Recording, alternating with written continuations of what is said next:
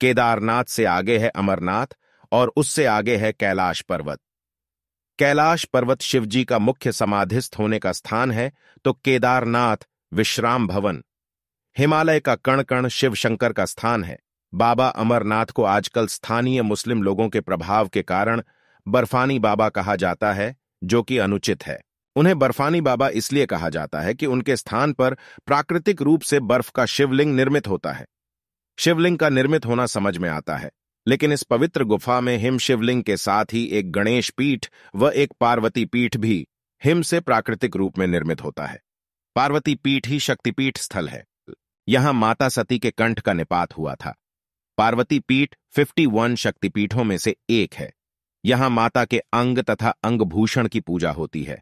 ऐसे बहुत से तीर्थ हैं जहां प्राचीन काल में सिर्फ साधु संत ही जाते थे और वहां जाकर वे तपस्या करते थे, लेकिन आजकल यात्रा सुविधाएं सुगम होने के चलते व्यक्ति कैलाश पर्वत और मानसरोवर भी जाने लगा है। ये वे स्थान अमरनाथ कथा। सती ने दूसरा जन्म हिमालय राज के यहां पार्वती के रूप में लिया। पहले जन्म में वे दक्ष की पुत्री थीं तथा दूसरे जन्म में वे दुर्गा बनी। एक बार पार्वती जी ने शंकर जी से पूछा, मुझे इस बात का बड़ा आश्चर्य है कि आपके गले में नरमुंड माला क्यों है? भगवान शंकर ने बताया, पार्वती, जितनी बार तुम्हारा जन्म हुआ है उतने ही मुंड मैंने धारण किए हैं। पार्वती बोली, मेरा शरीर नाशवान है, मृत्यु को प्राप्त होता है, परंतु आप अमर हैं, इसका कारण बताने का कष्ट करें। मैं भी अजर अमर होना चाहती हूं। भगवान शंकर ने कहा, यह सब अमर कथा के कारण है। यह सुनकर पार्वती जी ने शिवजी से कथा सुनाने का आग्रह किया।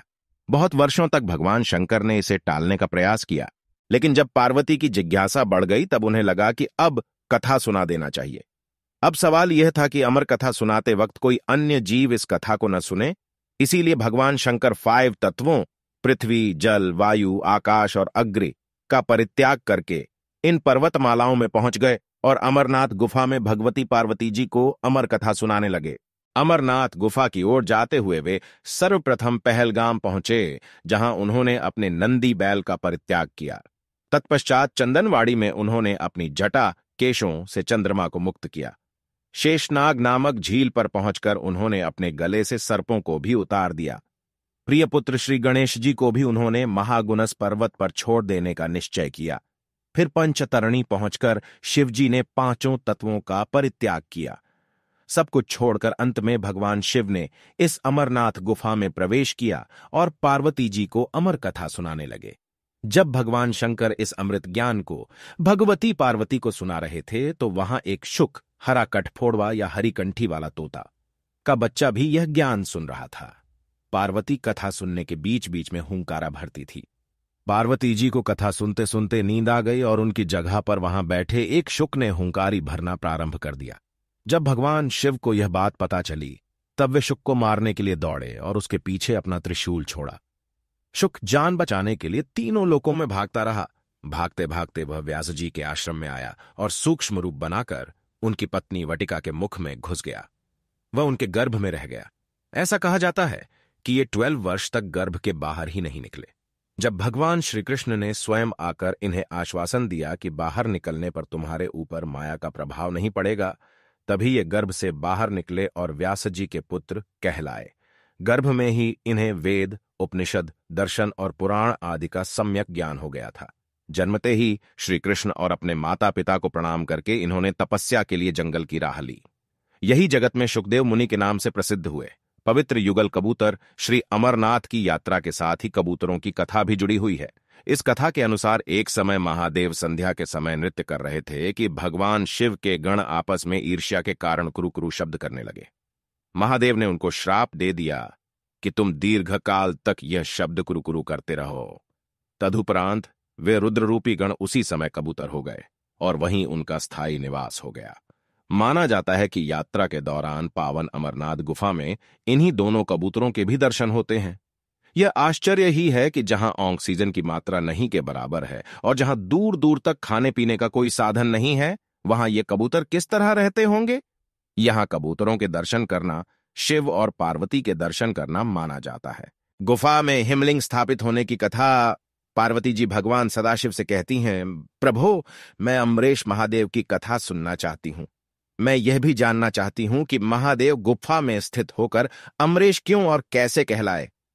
सदाशिव भोलेनाथ बोले, देवी, आदिकाल में ब्रह्मा, प्रकृति, स्थावर, पर्वत आदि, जंगल, मनुष्य, संसार की उत्पत्ति हुई।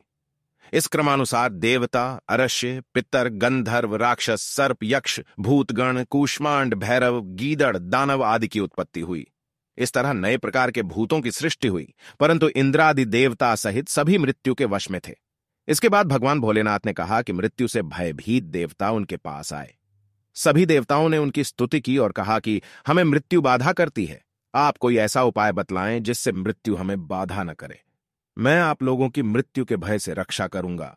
कहते हुए सदाशिव ने अपने सिर पर से चंद्रमा की कला को उतारकर निचोड़ा और देवगणों से बोले, यह आप लोगों के मृत्यु रोग की औषधि है। उस चंद्रकला के निचोड़नने से पवित्र अमृत की धारा बह निकली और वही धारा बाद में अमरावती नदी के नाम से विख्यात हुई। चंद्रकला को निचोड़ते समय भगवान सदाशिव के शरीर पर जो अमृत बिंदु गिरे वे सूख गए और पृथ्वी पर गिर पड़े। पावन गुफा में जो भस्म है वे इसी अमृत बिंदु के कण हैं जो पृथ्वी पर गिरे थे। सदाशिव भगवान देवताओं पर प्रेम न्योछावर करते समय स्वयं द्रवीभूत हो गए। देवगण सदाशिव को जलस स्वरूप देखकर उनकी स्तुति में लीन हो गए और बारंबार नमस्कार करने लगे। भोलेनाथ ने देवताओं से कहा, हे देवताओं, तुमने मेरा बर्फ का लिंग शरीर इस गुफा में देखा है। इस कारण मेरी कृपा से आप लोगों को मृत्यु का भय नहीं रहेगा। अब तुम यहीं पर अमर होकर शिव रूप को प्राप्त हो जाओ। आज से मेरा यह अनादि लिंग शरीर तीनों लोकों में अमरेश के नाम से विख्यात होगा। देवताओं को ऐसा वर देकर सदाशिव उस दिन से लीन होकर गुफा में रहने लगे। भगवान सदाशिव ने अमृत रूप सोमकला को धारण कर देवताओं की मृत्यु का नाश किया। तभी से उनका नाम अमरेश्वर प्रसिद्ध हुआ। सावन के इस पावन माह में महादेव की कृपा आप सब पर बनी रहे। हर हर महादेव।